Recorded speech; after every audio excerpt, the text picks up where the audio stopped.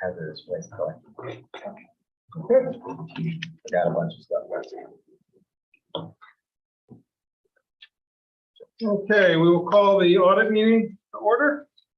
We have already done the pledge to the flag.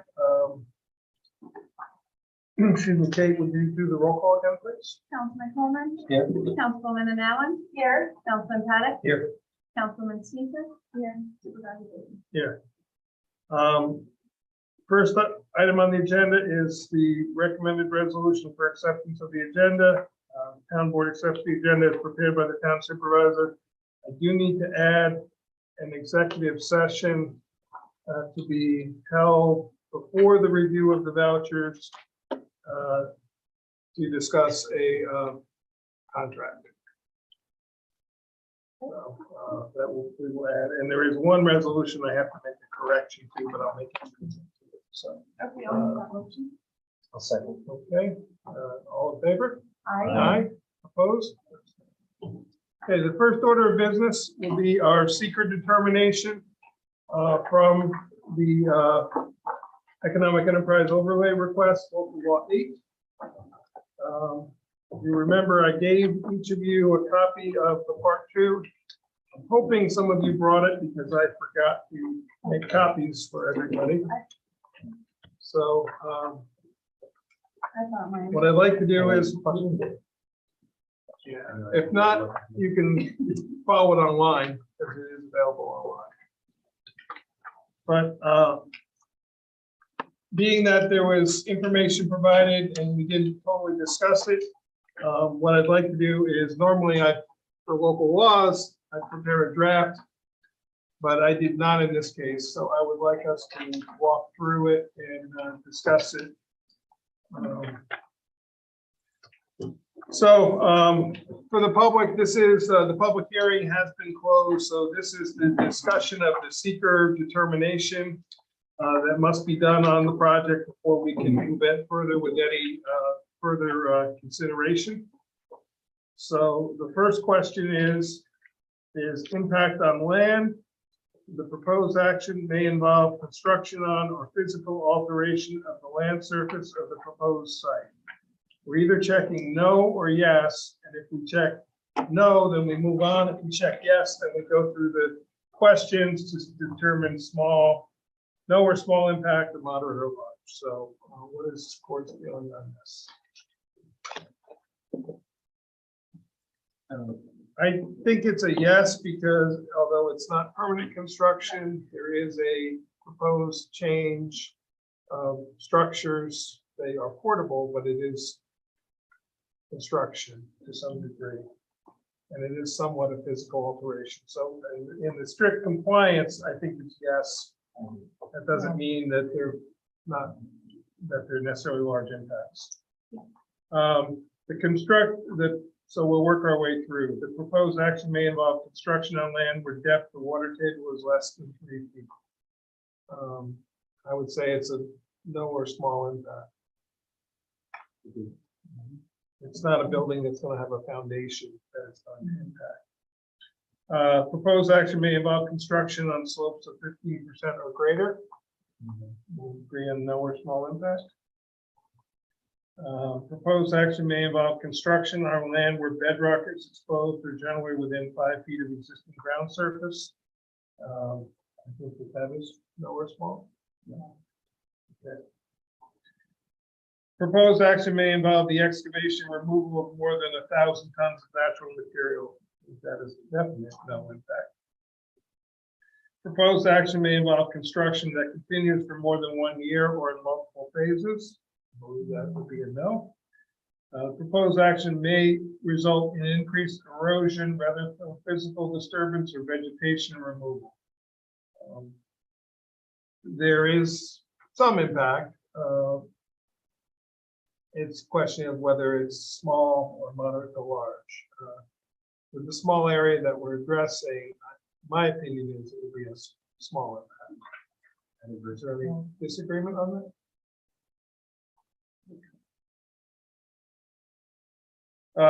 The proposed action is or may be located within a coastal erosion hazard area. That is a definite no. Other impacts on the land, are there any other impacts that anyone thinks of that have not been addressed in this? Okay. We'll move on to 2. Impact on geological features. The proposed action may result in the modification or destruction of or inhibit access to unique or unusual landforms on the site, cliffs, dunes, minerals, fossils, caves. I believe that would be a no. And if we have any related questions, I do have the part 1 here where it answers the questions that lead us to, so if we run into questions. Impact on surface water. Proposed action may affect one or more wetlands or other surface water bodies. In checking the map, I don't believe there were wetlands on the project site. Let me just confirm that.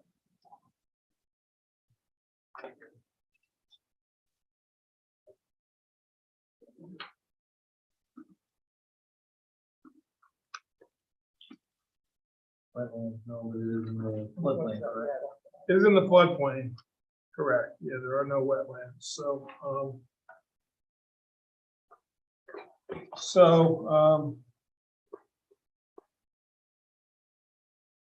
I think we probably should say, because it's May, we probably should say yes, because it is in the floodplain and work our way through it.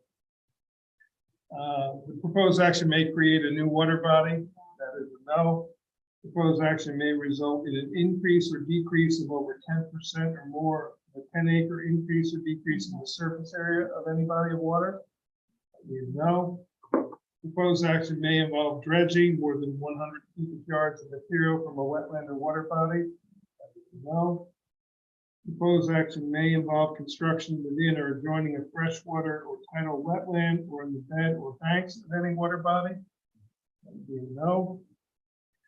Proposed action may create turbidity in a water body, either from upland erosion, runoff, or by disturbing bottom sediments. It's a long way from the creek. And I mean, there is a property in between. It's not, yeah. How do people feel? I don't think the runoff of these small buildings, you're gonna create a stormwater erosion that's gonna run away the creek.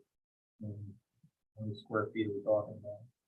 I mean, we could say a small impact, the no or small impact is the same. I don't think it's a moderate or large. Yeah. So there may be the potential of small impacts from runoff, but yeah, the proposed action may include construction of one or more intakes for withdrawal of water from surface water. That is a no.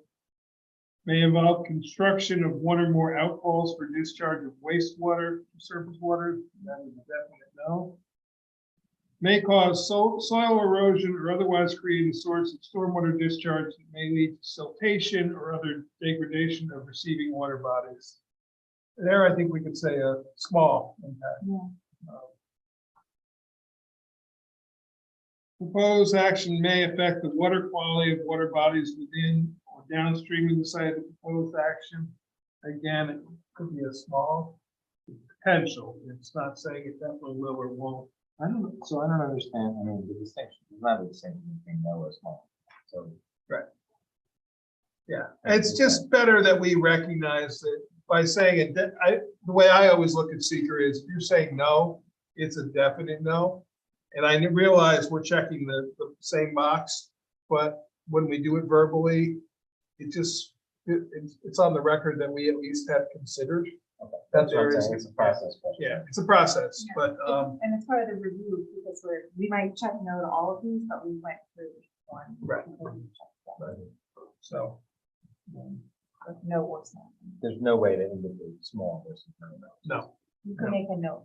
you can make a note for yourself, and if there's enough cumulative small impacts that we think that it does need to be addressed, then we can do that. It's not just if they're.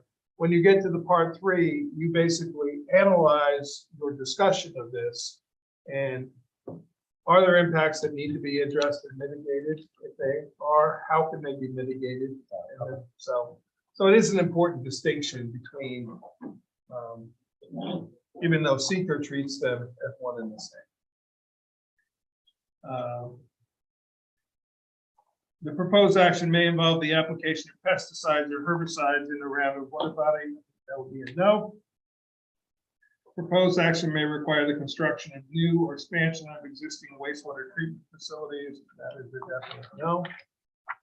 Other impacts, I think we've addressed the potential impacts really are stormwater. Impact. The one question I had when looking at it, I noticed that this is like a self-lubricating system. And I'm just wondering what that lubrication is, and the saw is asking if there's something you can consider for collection of dust, or like I know you can get chainsaws now have organic base. It's not petroleum based lubricants. So I'm just curious to know more about that. And if there's a way of collecting the dust just by making sure it doesn't enter the water. Yeah, I mean, that's probably more a site plan consideration. In terms of seeker, we're just determining impacts. So we've said that there is a potential small impact, and I think it would be a small impact, but we could certainly note that in our part 3 and just recognize it and say that the way it will be mitigated is we can call it to attention and then request the planning board review it in their site plan review. Yeah. Okay. Impact on groundwater. The proposed action may result in new or additional use of groundwater or may have the potential to introduce contaminants to groundwater or an aquifer. So right there is your thing. You think we should check yes based on the lubrication materials? The sawdust would not be a change. That's a natural element. So that wouldn't be introduced in groundwater, but certainly if any sort of. You think about drying films, you know, again, They're solar. yeah, no, but the idea is to take water out. It obviously goes into the air, but where else? You know? I mean, Okay, well, we check can yes, check run through. yes and work our way through. it's so small, but at the same time, do go. Proposed action may require new water supply wells or additional demand or supply for existing water supply. No, so that would be a no. The water supply demand from the proposed action may exceed safe and sustainable withdrawal capacity rate of the local supply or aquifer. That would be a no. Proposed action may allow or result in residential uses in areas without water or sewer services. That's a no. Proposed action may include or require wastewater discharge to groundwater. That would be a no. Proposed action may result in the construction of water supply wells in locations where groundwater is or is suspected to be contaminated. No. Proposed action may require the bulk storage of petroleum or chemical products over groundwater or an aquifer. I don't believe that this would be bulk storage, so I think that would be a no. Proposed action may involve the commercial application of pesticides within 100 feet of potable drinking water or irrigation sources. That would be a no. For other impacts, Michael, I think will include the lubricating materials for the sawmill may be introduced into the ground. So, and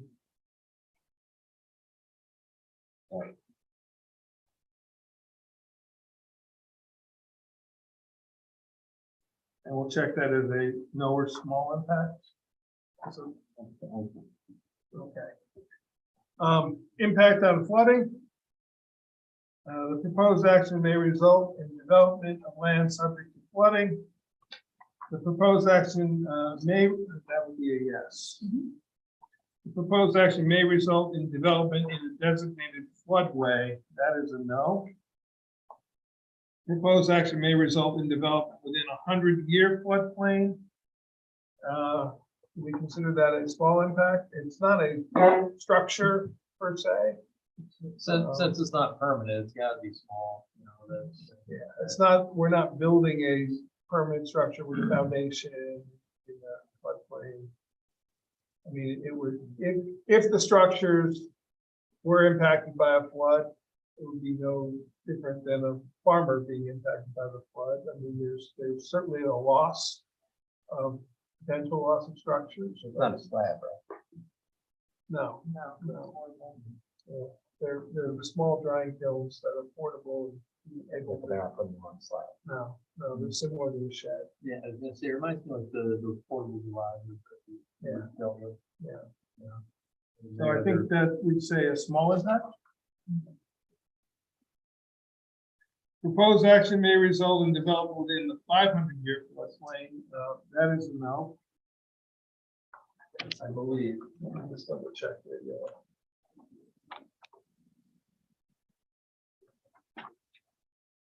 It's in the Well- footer, wouldn't it have to be in the file? It would be the same as the one above. Small. Yeah, okay. Or E1, E2. The 500-year floodplain is actually a smaller area than the 100-year Yeah. floodplain. Because what it really means, Yeah. quick schooling. Yep. The 100-year floodplain does not mean it will have a flood once every 100 years. It means in any given year, there is a 1% chance of flooding. Okay. The 500-year floodplain is in any given year, there is a 0.5% chance of flooding. Terrible nomenclature. Yeah. Whoever came up with it should be shot. But that's what we're stuck with. And the floodway is the actual area where the body of water is. That's the floodway. So. It took me a long time to learn that too. So but that's what it actually means. So proposed action may result or require modification of existing drainage patterns. They are building up the site a little bit. Yeah. Small. Yeah, at least small. I mean, again, it's we're not. How much are they? Again, modifying? that buildup will be determined during the specific site plan. Yeah. Will be reviewed and if it had to be mitigated, would be. So, I mean, we're not saying that there's gonna be Right. no impact. There may be, but we're just determining, is it a very large, large moderate? If it's affecting other properties, it's a minimal amount of work. I'm not saying it will or won't, Right. but it can be addressed in the site plan review.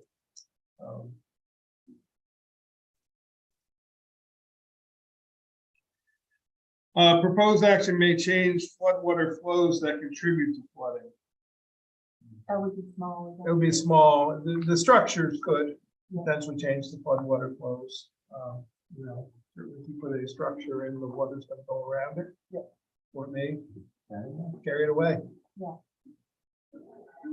There's a dam located on the site of proposed action. We can stop right there.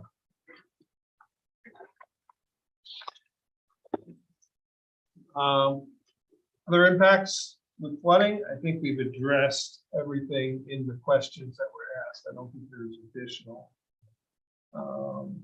Impacts on air.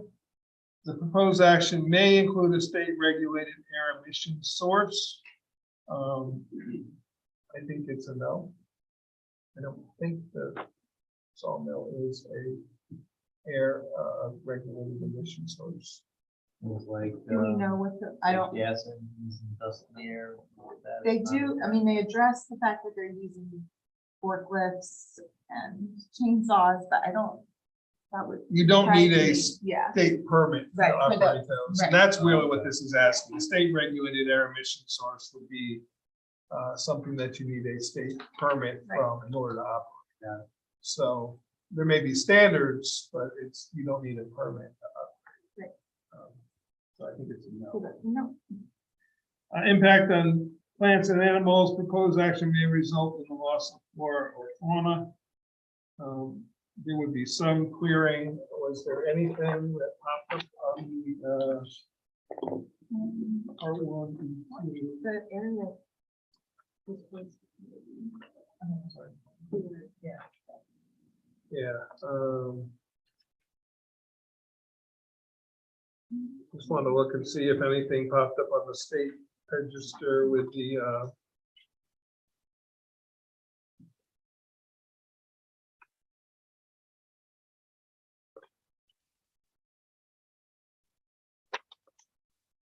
oh, there it is.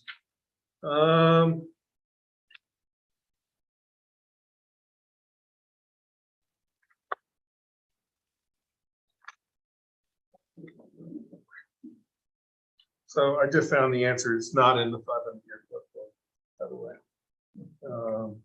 And it is not in the aquifer.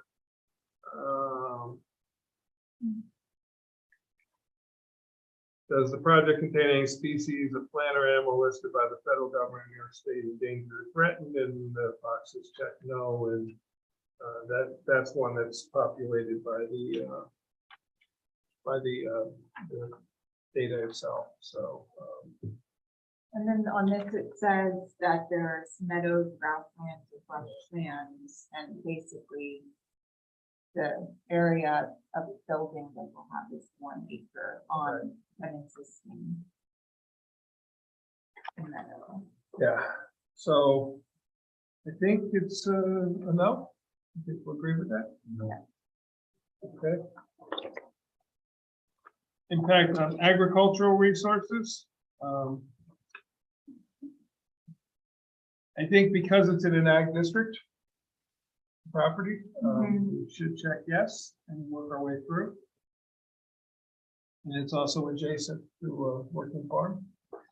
The proposed action may impact soil classified within soil group 1 through 4 of the New York State land classification system. It's not actively being farmed. It's not. I don't think it's going to create compaction of the soil. Use. Yeah, there's nothing permanent going there, Right. so I think that would be a no. yeah. Anybody else agree? I had to sort of work through it in my You can head. pick them up and move them the. Proposed action may sever, cross, or otherwise limit access to agricultural land, including cropland, hay fields, pasture, vineyard, orchard. There is a right of way over this property. That right of way must remain open, can't be blocked by the use. But the site is not impacting the right of way. This, no. And well, does the action. So as long as the right of way is maintained as clear, it would not impact the access. That right of way is by deed, and the deeds are not something the town board or the planning board gets involved in, because that's a private deed between two landowners. As long as we're not allowing a structure or use to impede that access, the details of the deed as to what can and can't happen with that right of way is between the two landowners. So I know there was some question about potential further usage of the property, expansion of the property behind it, but that's the right of way is what it is, and we don't have a part in that. So my feeling is it's a no. Does everybody disagree with that? Proposed action may result in the excavation or compaction of soil profile of active agricultural land. That's a no. Okay. Proposed action may irreversibly convert agricultural land to non-agricultural land, either. Stop there. Proposed action may disrupt or prevent installation of an agricultural land management system. It's temporary. Yeah. Proposed action may result directly or indirectly in increased development potential or pressure on farmland. Again, it's the building is already there, and this piece is an addition to the building. So the impact on the farmland has already been done with the building of the original building. I would say that this is a no. Okay. Proposed action is not consistent with the adopted municipal farmland protection. You don't have them. There you go. We should know. Yes, it should. Other impacts on agriculture. I think we've addressed everything with these questions. Moving on to 9.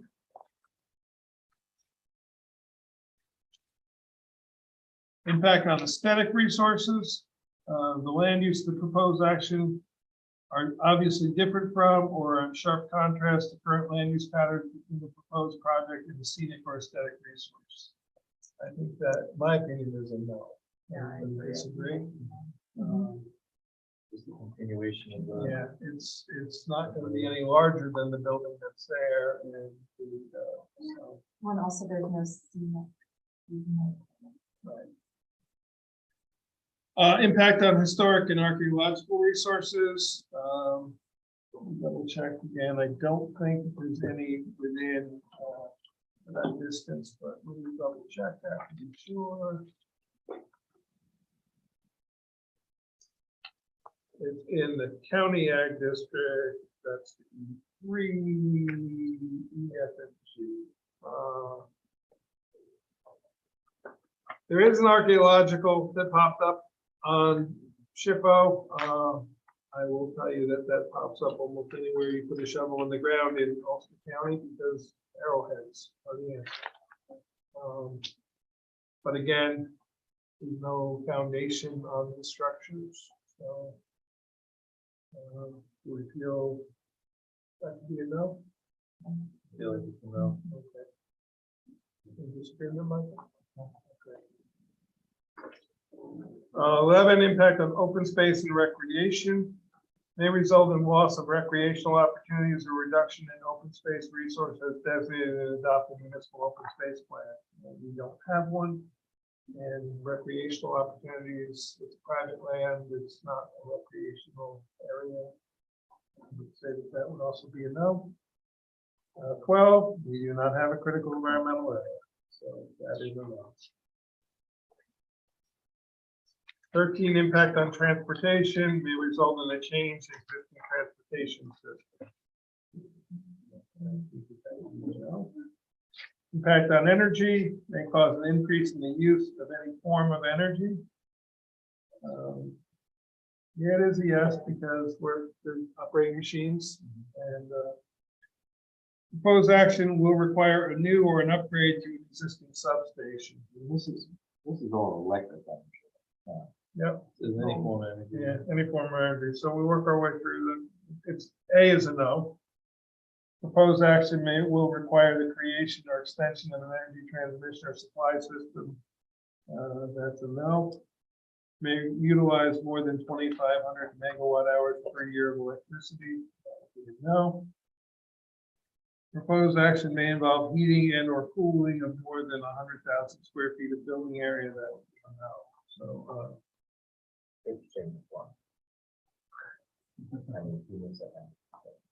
Any form? they just changed it fairly recently. Try that, see where it goes. It took us a long time to get this version. But it used to be, it was either no impact or high impact or nothing. Yeah, pretty much. Impact on noise, odor, and light. Oh, hold on, I just want to take back what I said a few minutes ago, that the project is, I just missed that they are next to the Shawangunk Scenic Byway. Okay, So I said we weren't, and I, for the record, want to correct my statement. oh, that does. But I- Does go down Lucas. Yeah, but I also don't feel like this Would be a no. impacts. Increase in noise, odor, and or outdoor lighting. That's a yes. There will be some noise. No. Well, we do have a, under the zoning code, there is a section on noise that, but it can't exceed the DEC's regulations. And I don't believe that this would. Small. Yeah. And it certainly can be addressed again through most of these issues that we're arriving at can be addressed through site plan review and potential mitigation. So we say small. I think we should say small. Well, it may produce sound above noise levels established by local regulation. We follow the DEC. I guess without a,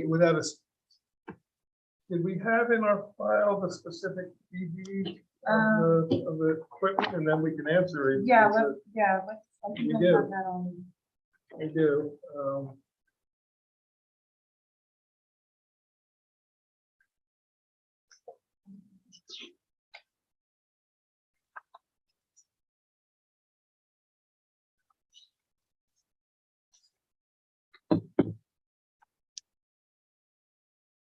Mill specifications. It's an electric motor.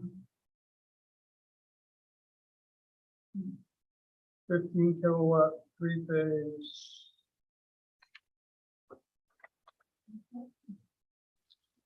Does not list the decibels though. Oh. On the next thing. Yeah. Either way, I think it doesn't exceed a small impact, and we can certainly address it in the part 3. Yeah, I would like to, We can comment on it in the part 3 and say, and state that it will be should be reviewed during planning board site plan review against chapter 140-20. And they can have. So our particular part of this function is twofold. We're doing the use itself, which is a general use of a portable sawmill, which could be anything from what's actually being proposed to a much larger. So we are looking at potential for that, but in specific, we're looking at this particular proposed use, which is because it's being done on this one parcel. We're not doing it for all parcels. So it's a little strange in that we're doing a zoning change that will potentially allow portable sawmills on any EEO property with site plan review. But in reality, we're doing it on one property right now. So that's why I think we need to say small impact and address it in part 3 as saying chapter 140-20 with site plan review plan board can address mitigation measures. I agree. Yeah. Okay. B is a no. There is no blasting from this. Routine odors for more than 1 hour per day. I don't believe there will be other than smell of sawdust, which is not particularly odor. Light shining onto adjoining properties. That would be a no. The proposed action may result in lighting creating sky glow greater than existing area conditions. I believe that would be a no. Impact on human health.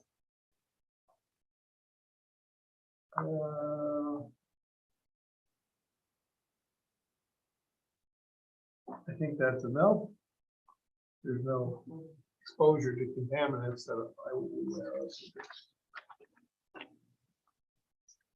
Consistency with community plans. The proposed action is not consistent with adopted land use plan. So we're saying yes if it isn't consistent. We're saying no if it is consistent. So I would say yes, there, because we're allowing something that isn't allowed. We would be allowing something that's not allowed in Right. the line. I mean, it's almost a definition Right. of. an So the economic adopted land use plan allows a portable for up to 90 days, and this is a permanent use or a more than 90 day use. So I would agree that yes is the answer. The proposed action land use components may be different from or in sharp contrast to current surrounding land use patterns. I would say no or small impact because it is not a particularly residential area. It is primarily farmland. There is some residence, but it is distant from there. Proposed action will cause the permanent population to grow by more than 5%. Yeah, that's inconsistent with local land use planning or zoning regulations. I would say that's small. Small impact. It is inconsistent, but we allow the opportunity to request change. Yeah, we also allow a temporary sawmill. Right. It's not so. The proposed action is inconsistent with any county plans or regional land use plans. That would be a no. Proposed action may cause a change in the density of development that is not supported by existing infrastructure or is distant from existing infrastructure. No. Proposed action is located in an area described by low density development will require new or expanded public infrastructure. No. Proposed action may induce secondary development impacts, residential or commercial development not included in the proposed action. I would say that's probably a no. Or small. Yeah. Why is this one? The business could The grow. business to grow and the traffic patterns that, there is. I mean, we're and the allowing, agricultural. we're allowing the use, they could potentially go back to the planning board for an expansion of the use to a bigger facility, to a public building. But for the moment, I think it's a no, but with the potential for a small. Consistency with community character. It's inconsistent with existing community character.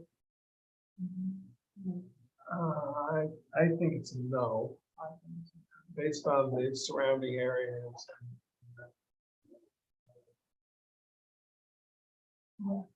And it's not going to ask for additional community services like police, fire. So that is the 18th question. We did not check moderate or large impact on any. We now have to do the part 3.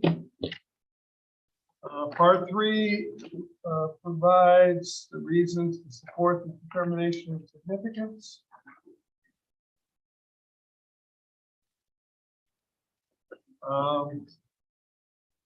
We complete part 3 for every question. Part 2, where the impact has been identified as potentially moderate to large, or where there's a need to explain why a particular element of the proposed action will not or may result in a significant adverse environmental. So we should work our way through and just comment on any that we believe that there is potential impact. So we'll start with impact on land.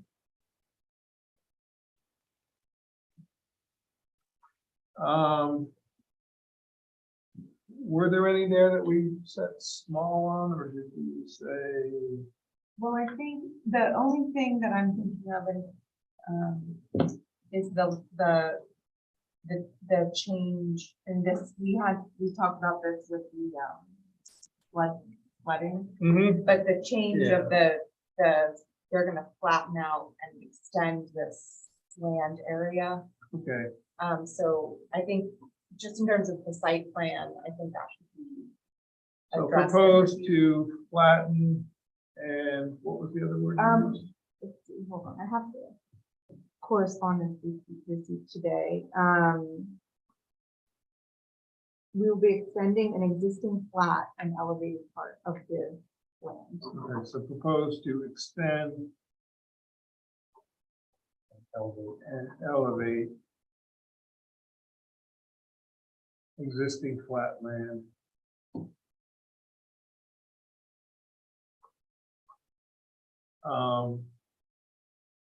Site plan review. Actually, we can say this. I'm going to wait and say that. We'll just list the concerns and then we'll wrap them all up and say site plan review should consider these elements. Okay, so that was number 1. Number 2, we checked no. Number 3 was the surface water. So we'll talk about the proximity to the Groundwater Creek. And there is a federal wetland on the property, but they say there will be no discussion of it. But that So Groundwater Creek and federal wetland. federal. Sure.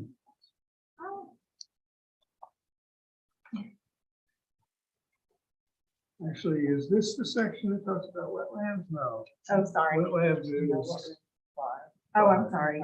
I'm sorry. for proximity to Rochester, Rondout Creek. Oh, sorry. Should be considered.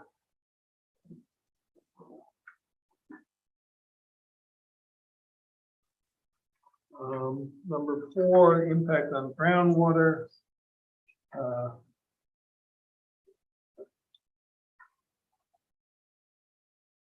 We mentioned the lubricating materials, so I'm just going to copy our comment there, saying that the lubricating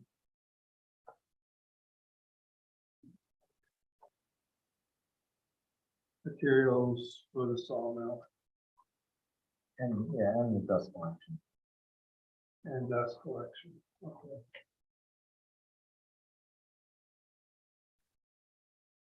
Number 5, we checked yes.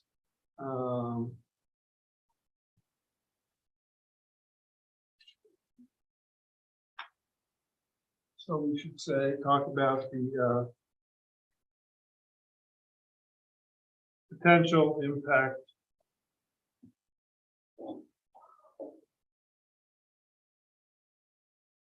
to flood, 200-year floodplain.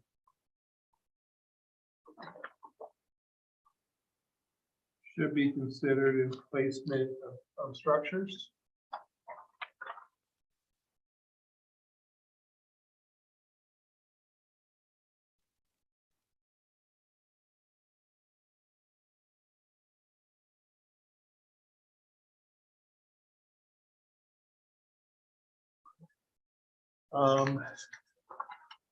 Number 6, we check no. Number 7, we check no. Number 8, agricultural.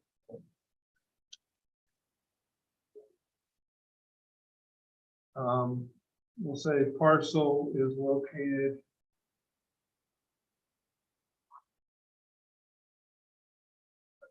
in Ulster County Ag District.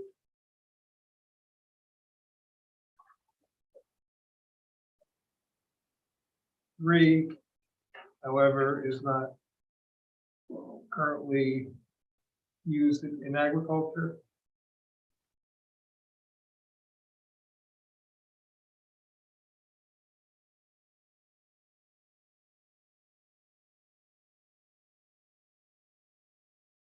We want to say that the Um, yeah. Parcel has a right of way,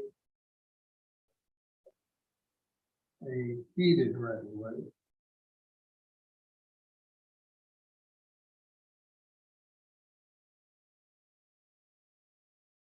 To a farm operation.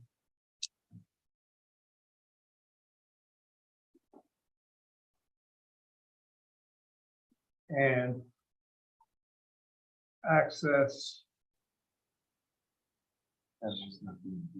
must, must not be impeded. No, that's a double negative. Sort of. Shall remain open.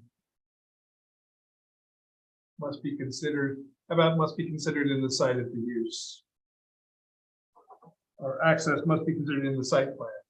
So that's probably what.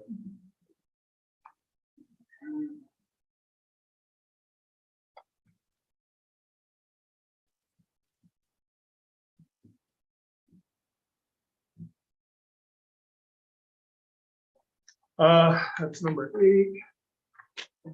Number 9 and 10 are no. Number 11 is a no. 12 is a no. 13 is a no. 14 is a no, but I don't think we need to address it because It was a yes. I mean, sorry, 14 was a yes, but I don't think we need to address it further in 3. 15, we need to talk about the noise. Yep. I'm running out of room. I'll let it on back here.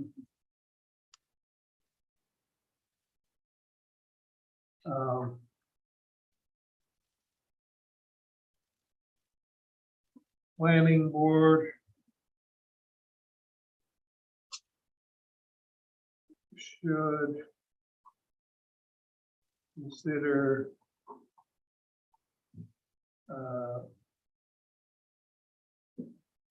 140-20 TOR zoning code noise standards.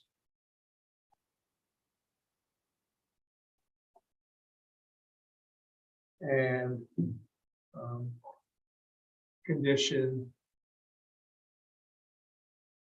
to be below. Condition to or review, To fall within those standards. well, they can impose conditions in their site plan. Oh, yeah, they can, yeah. Can they, so the other question I had, I don't know if this is the appropriate point, is, and we discussed this with the applicant, the initial setting of hours of operation or like a curfew to the sawmill. Yeah, the more I looked into it, hours of operation are tough. You can't do it for a particular property. You can do it for your use. Mhm. So we could, as the town board, set hours of operation Okay. within our zoning code, but the planning board can't issue hours of operation because that's a taking. Okay. However, they can impose the noise standards. But in our approval, we could say like, no sawmill operation after 9 PM. We would have to codify that. Oh, we have to do that Yeah, separately. yeah. We're only approving the use right now. We would have to write a section of zoning code, and we can certainly consider this, that, Okay. Rewriting of our zoning code, but we can't condition a specific project. Even though it's an EO? Yeah. Yeah, I looked into it and talked to Mary Lou about it. Hours of operation, you can do a blanket. You can say all gas stations can't be open after this time. But you can't say this particular one can only do this or this. So we could set requirements for all permanent sawmills. Not in this decision. Right, we in could, a separate. In the zoning, we could write a subsection of sawmills.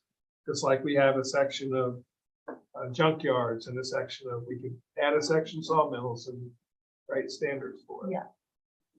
But Okay. we can't do that in this particular, but the planning board can consider the noise elements that they have to be reduced.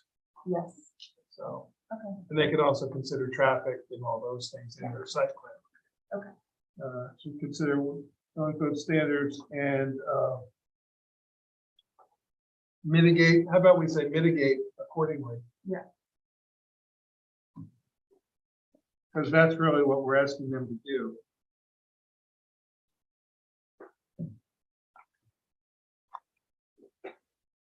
Um, 16 was a no, 17 was a yes. But I don't think we really need to address it.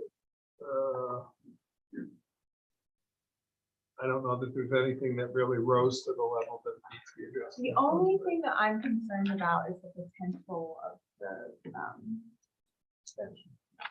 well, yes, but I was also thinking with that expansion from the potential of, truck Okay, traffic. so then in 17, we should address it.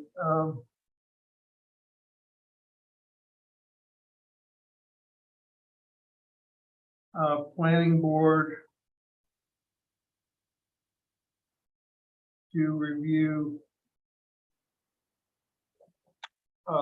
transportation impacts.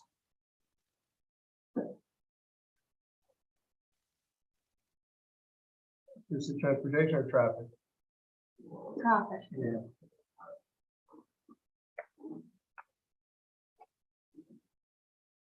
Impacts of the proposal in site plan review.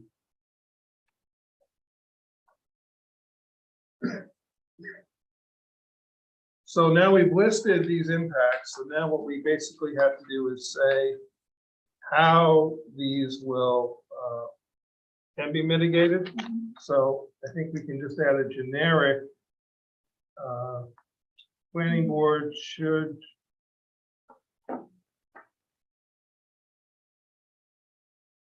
consider these, actually, let's start over, say, although these impacts No. are small impacts. Yeah.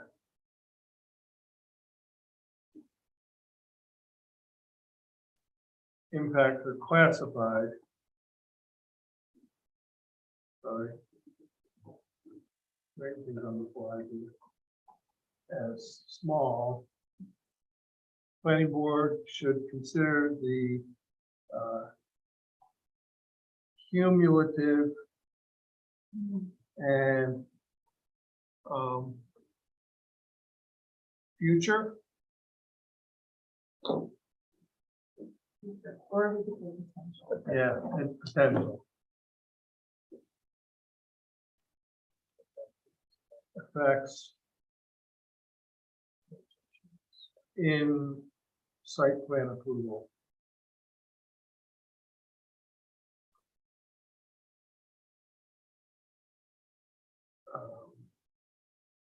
For the project.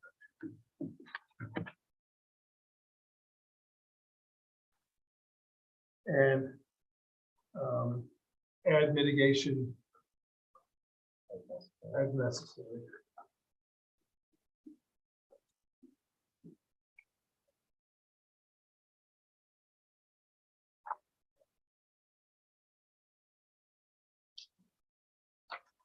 Okay.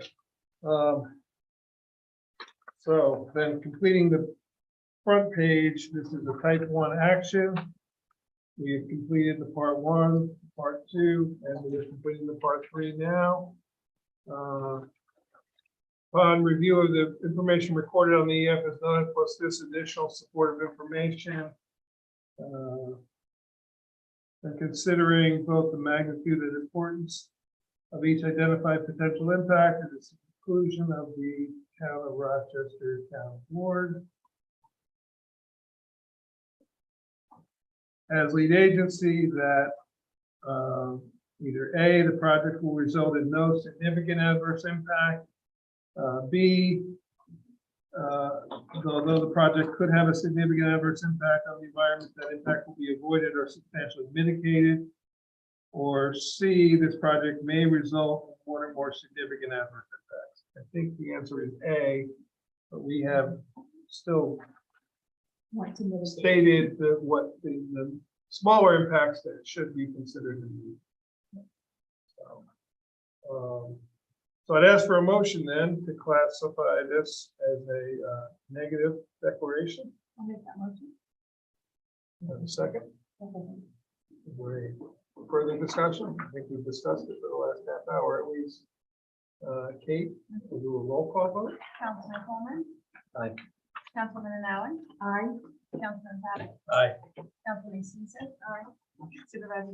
Aye. And Kate, I will get this written up and get this off to you. This is one we have to publish it immediately because it's a type 1 action. Okay, moving to the next agenda item.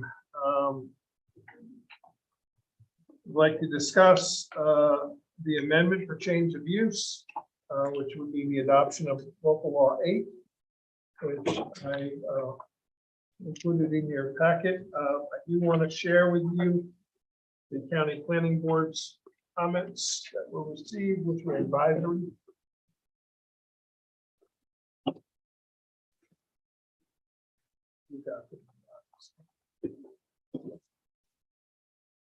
The county planning board issued an advisory comment that stated, while the proposed additional uses of the existing woodworking business and the EO in general do not rise to the level of having a county impact, the town should consider whether to add it to the use table as a special permit, given the potential for off-site noise impacts. My response to that is, and it is advisory, which is not mandatory.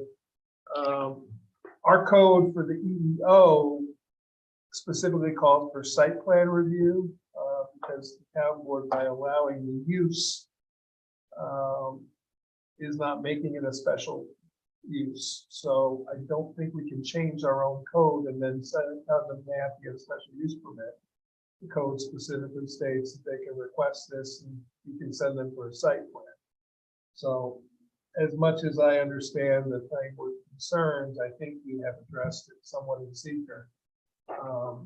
Our only choice is either to deny it or approve it. We don't have the ability to really change the process. The planning board will also have to refer this to the county planning board and have public hearings again under the site plan review. So this will get another round and get the opportunity to comment if we adopt. So if people are ready to vote, I ask for a motion that we adopt local law 8, 2022, adding portable sawmill to the property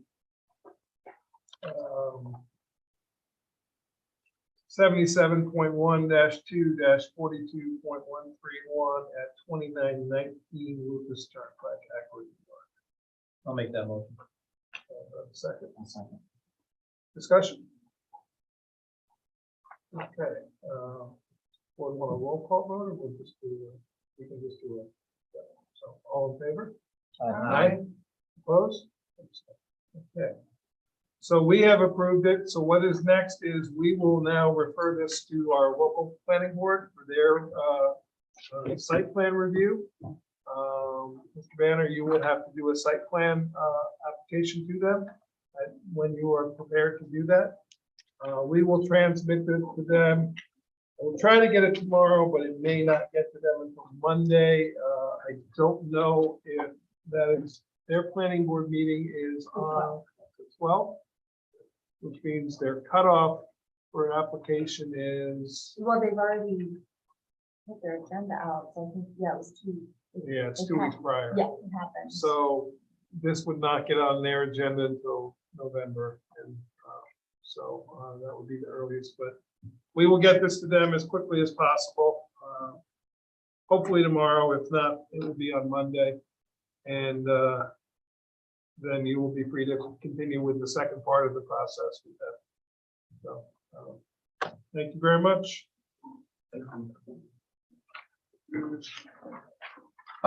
Next, dental insurance. After we debated this for hours, not hours, the other night, Minnie pointed out to me, our insurance person, that the traditional option, the PPO, which is what we currently are doing, and then there's the comprehensive option, the PPO, which is actually a little bit cheaper for single and spouse, and a little bit more for family and employee and children. She points out that now that we have done it for 1 year, we no longer have to do the 6-month waiting period. However, any new people who join who are not currently members would have to wait the 6-month period. She also points out that that comprehensive plan, if you look on the back, allows for orthodontics. That's the pro one. The negative side of it is the deductible goes up from $25 to $50 for an individual, and from $75 to $150 for a family. So that's the negative. Her question to me, and I said, you know what, let me bring it to the board. Do we want to include, if we go to that plan instead of the one we approved, we can, it would allow for orthodontics, which for some people would be a big deal. However, for the majority of our employees who are on it, they probably wouldn't take advantage of it, and their deductible would go up. So it's kind of a, I'm trying to think how many family people, plans do you have currently? family plans, well, see, the dental, if you are under 18, we don't have anybody in family on dental. The reason Right. being, if you're under 18, you're covered by the Right. MVP, Yeah. at least for now. We do have one person that is a parent-child because they have a child over 18 but under 26. So they're paying the parent-child. Isn't most orthodontia people agree with it? I would think so, but not necessarily anymore. There are a lot more adults getting their teeth straightened that, you know. I love that Invisalign. Yeah. Is that considered orthodontia? So that's why, and I'll be honest, that's why I didn't feel comfortable making the decision on my own. And I said, you know what?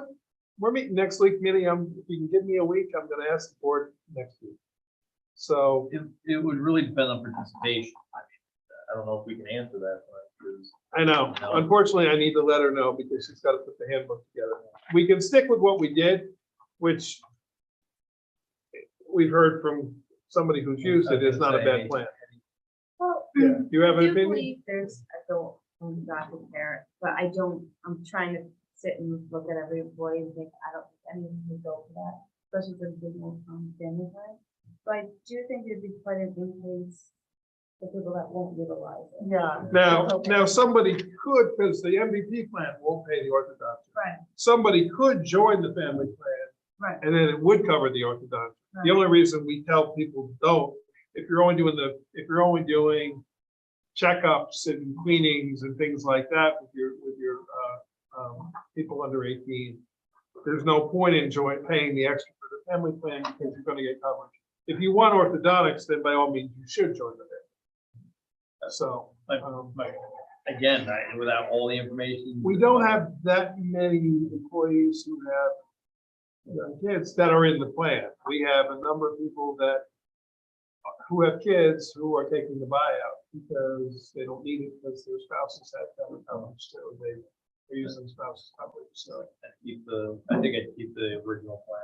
The lower deductible. that was my initial inclination because of the lower deductible. Yeah.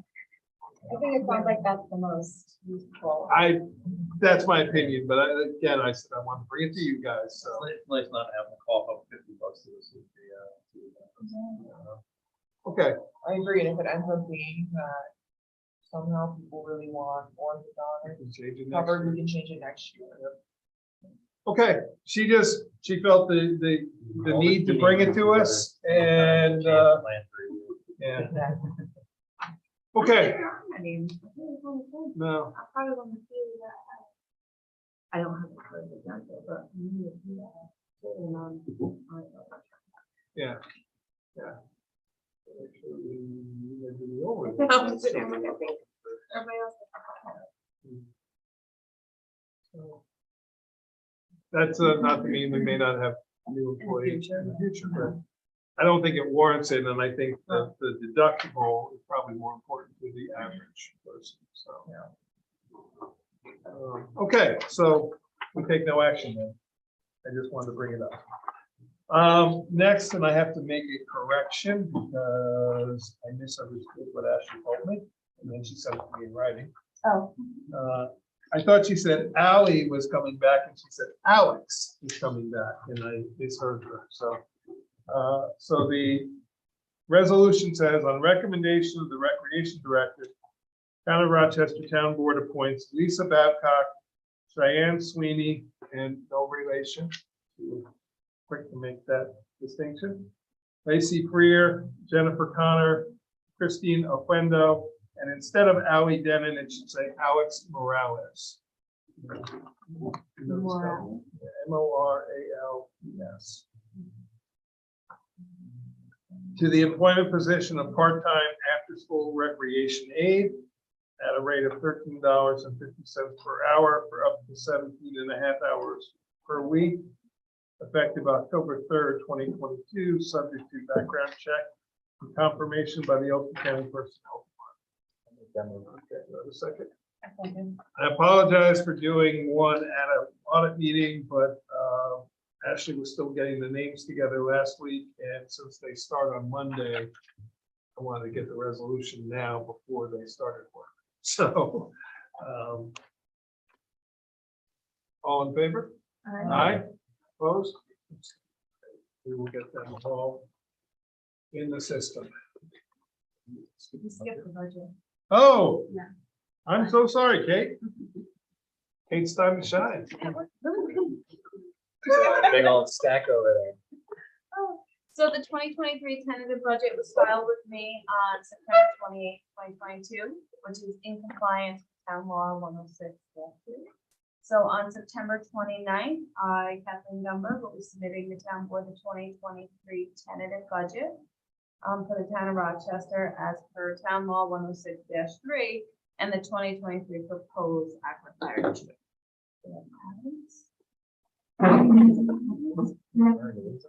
Yes. And you will be getting this in PDF format. Yeah. If anybody really is brave enough to want it in Excel, I'm happy to send it to you. Just know, I give you the fair warning. Be really careful on, formulas. Because I will tell you, this is a 5-year labor of love of getting the formulas exactly right. And as somebody who has stepped on his own formulas at times and had to catch my own mistakes, it's really easy to do.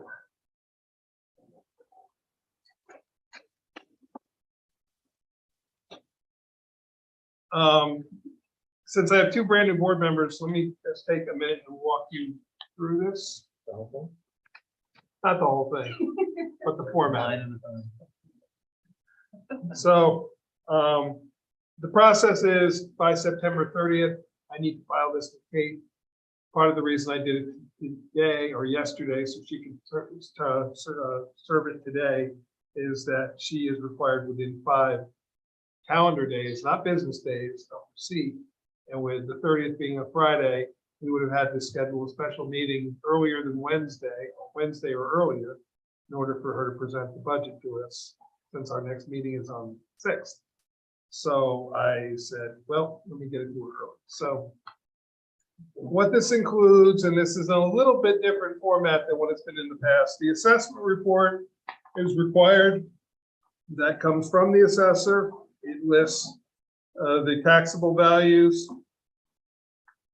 Then the second part is an impact report, a summary of all the exemptions that were applied that are on file with us as of March 1st of 2022. The assessed roll is as of July 1st, 2022. You'll see a handwritten at the bottom of page 2 of 2. That is an amount that is being paid, payment in lieu of taxes that we are getting. Specifically, that is for the Inez property, which is under payment in lieu of taxes. The next is a spreadsheet that shows you the amount we're going to spend in each budget category, the amount of revenues in each category, the amount of unexpended fund balance that I'm pulling in from fund balance. The color is printed out really weird. The yellow, I think, was not that yellow, it was like a tan. Well, I got a combo of this one. I like it. Yeah, we must be running low on one color. The blue column is the amount to be raised by taxes for each budget category. The taxable cap allowable is $2,033,308. We are currently 12,917 under that. However, because of the 2 added ambulance districts, and because they are run, I confirmed with the comptroller's office, those 2 numbers must be considered in our tax cap. So I will be presenting a local law resolution to you at October meeting that we will have a public hearing to exceed the tax cap. We have no choice if we're doing the ambulance districts because we're allowed it's about $100,000 increase total, and 1 ambulance district alone is 175. So that 1 ambulance district alone already puts us over the tax cap. So no amount of decrease unless we decrease our taxes by well over $200,000, which we're already the lowest taxes in the county. So I'm sure the residents say yes, please, but so we will have to do a public hearing, we will explain very clearly it's because we're going from 0 to 175 and 0 to 15.5. Next year, the increase will be based on the 175 and the 15.5. So moving forward, we should be fine. But this one-time thing, there's no dispensation for a new district. I specifically asked and spent quite a lengthy conversation with it. What's the what happens when you go over the tank? You have to have a public hearing and then you adopt the local law. Nothing happens. You just have to make the public aware of it. They have to have the opportunity to comment on it. We have to consider it. We have a very valid reason. It's not that we just want to raise taxes above the tax cap, but it's we're creating these endless.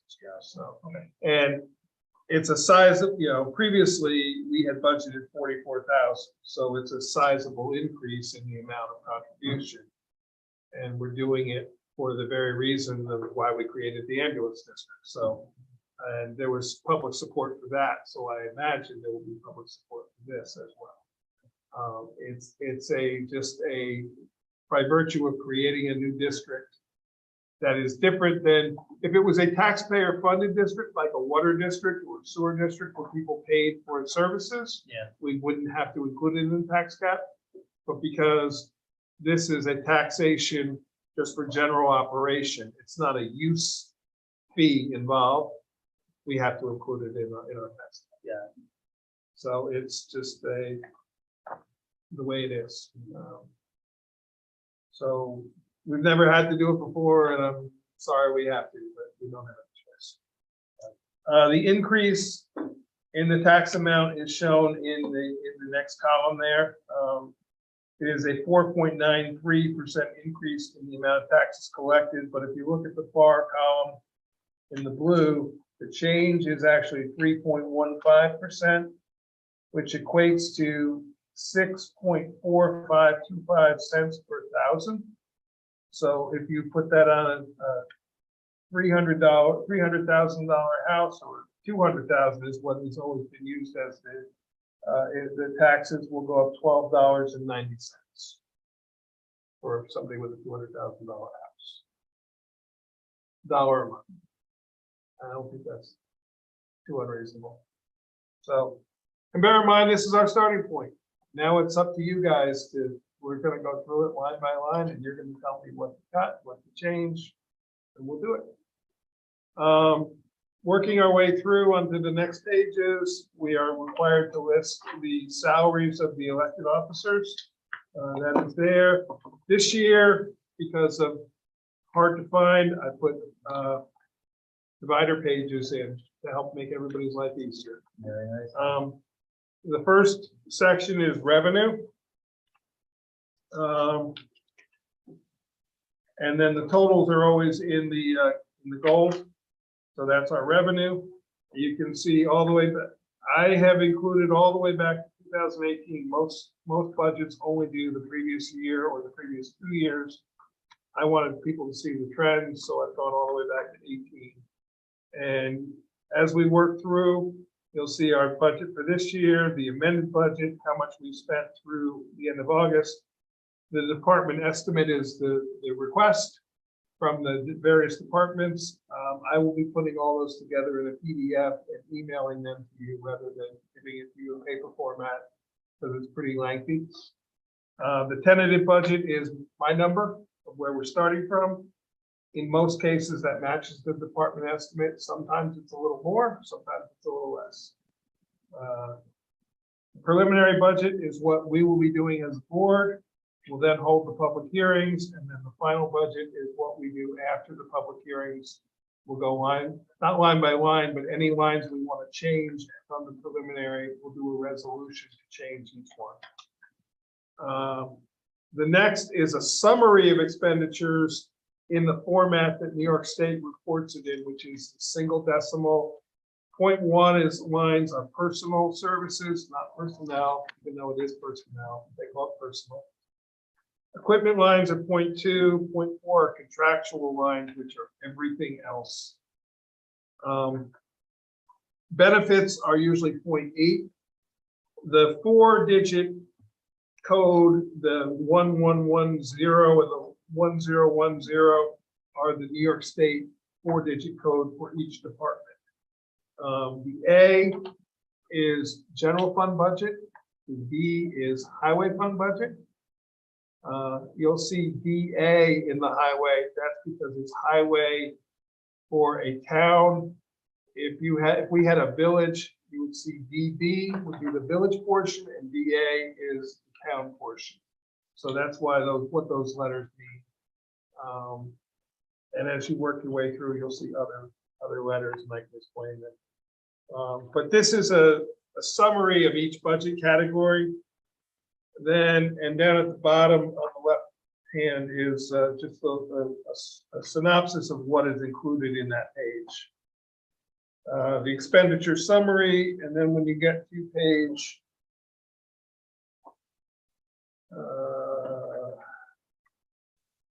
15 of 45, that will show the total amount for the general fund. And the reserve fund balance is the amount that we have in reserve right now.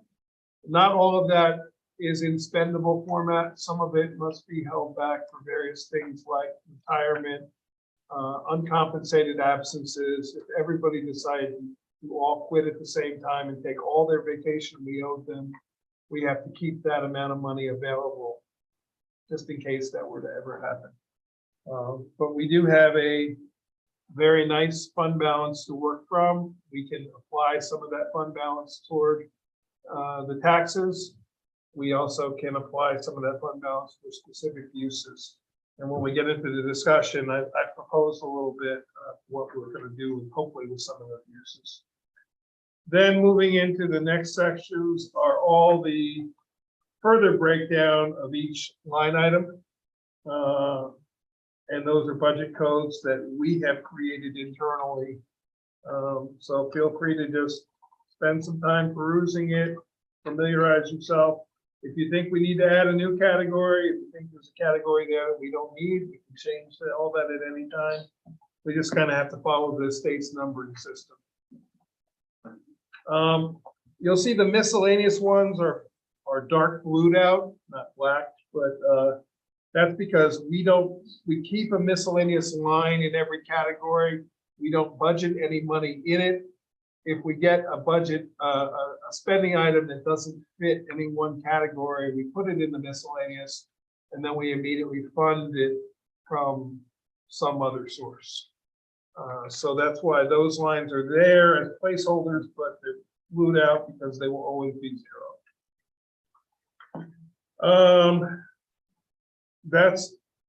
Another change in the medical insurance, because we're now adding vision. We added dental this year. It used to all be lumped under one budget category. I'm now creating some subcategories. So there'll be one for medical, one for dental, one for vision, another one for the retiree insurance that we pay, and another line for insurance buyouts. That's the people who don't take our medical insurance and we pay them out. This way, it helps me to keep a better handle on where we're actually spending our money. Moving next to the highway fund, the same type of setup. There's a summary. First, there's a revenue page, which is all page 1. There's a summary, which is page 2 and 3. And then starting on page 4 is the breakdown of the various categories. A portion of our budget that we have never had in our budget before is our capital fund. We haven't really talked about it in previous years. I'm actually now putting it into our budget. I'd like us to start talking about capital projects as part of our budget process. And when we get to the discussion, I'll tell you what my thoughts are, and we can go from there. The debt, that is our current debt. We have $100,000 at the end of this year. We will have $100,000 of debt, which is considerably less than what we started this year with, which was $335,000. That debt will be the remaining amount for the Millhook Road bridge culvert that was done. We borrowed $150,000. We paid off $50,000 of it this year. In the budget I'm budgeting to pay off the full amount next year. So at the end of 2023, we will have zero debt unless we take on some new. Although bear in mind, we do have a highway truck on order that we won't see till 2024, but it is on order. The lighting fund is just a breakdown of our 3 street lighting districts. Over the years, the fund balance, when they changed from incandescents to LED lights, the cost went down considerably, but the amount of taxes collected was never lowered until the last few years. So I'm proposing again, each year I'm taking a chunk out of the fund balance, which is taxes we've already collected from those residents, pay for the lighting. This year I took about 4,700 out of it, and next year I'm planning to take out, back on the front page, I can't remember.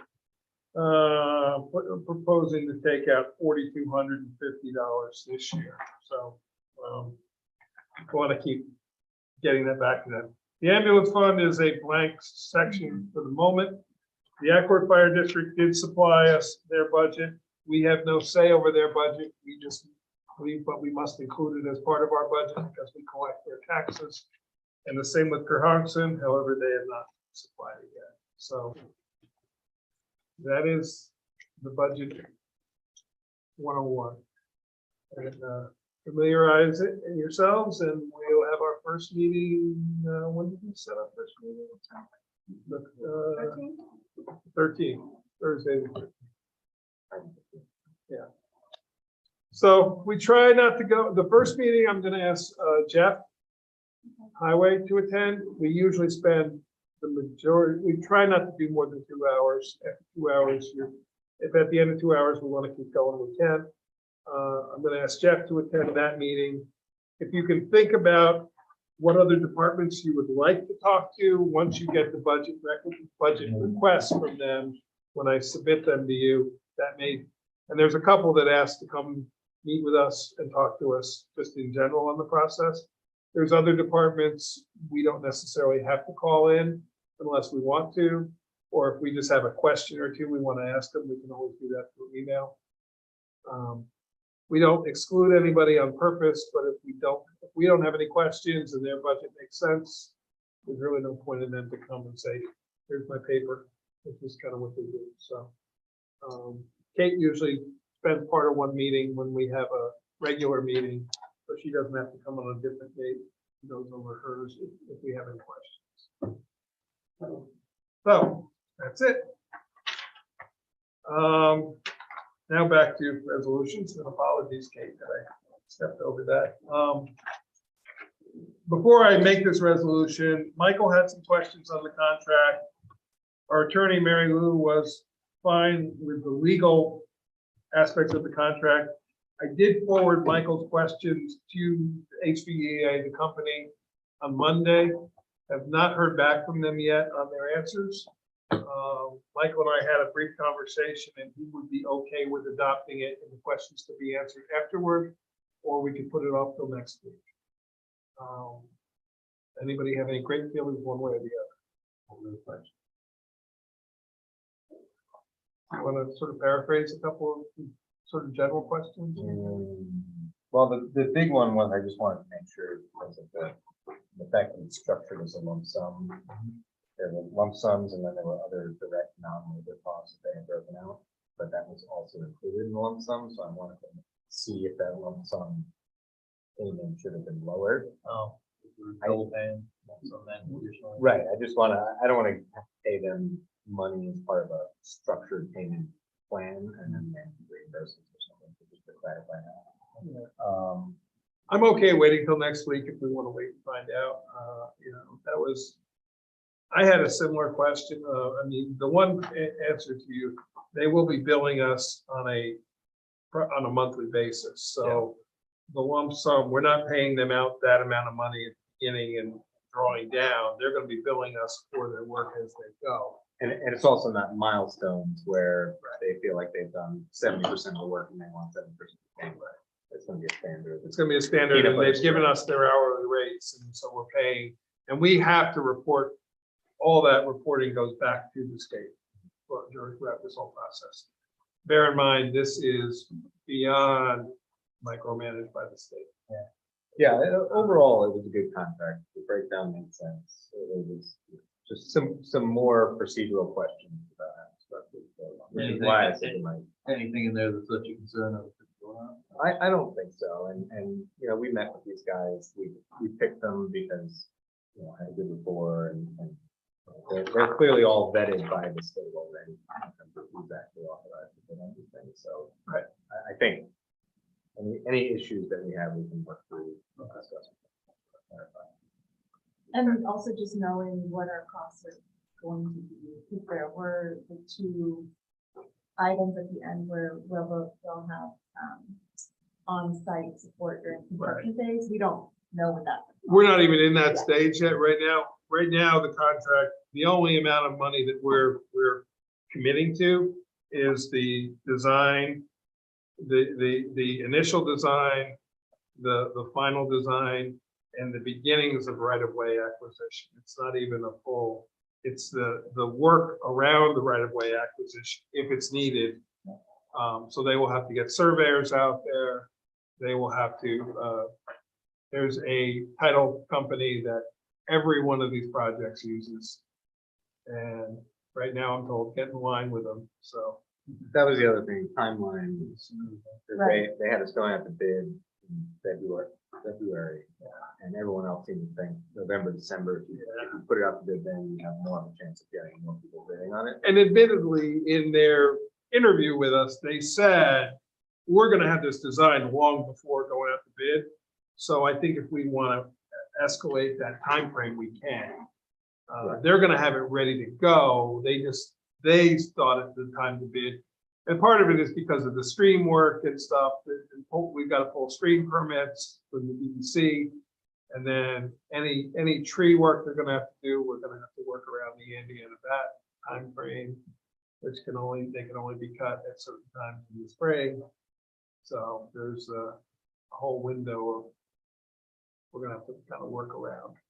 So the sooner we get going, the more. Yeah, I mean, flexibility we'll have to do. a week difference isn't gonna really matter one way or the other. If you're ready to adopt it tonight, we can.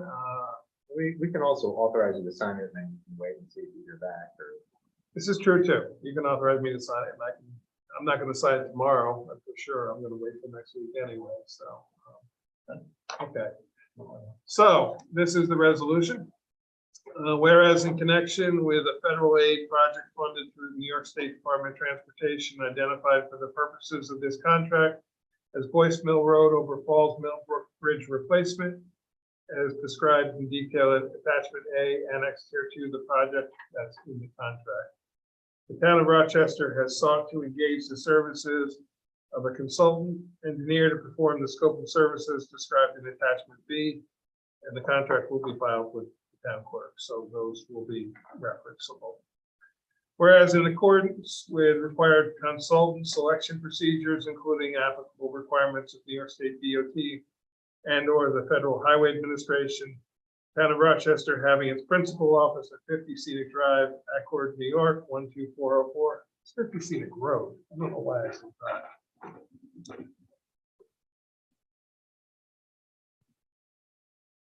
Feels like it should be 5.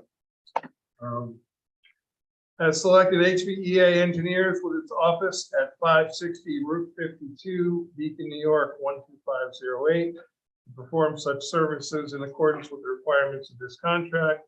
Whereas Town Supervisor Michael Baden is authorized to enter this contract on behalf of the town. Now, therefore, with this resolution, parties hereto agree to the contract as presented. There's an extra parentheses in here. First paragraph, consultant engineer, parentheses, probably nothing.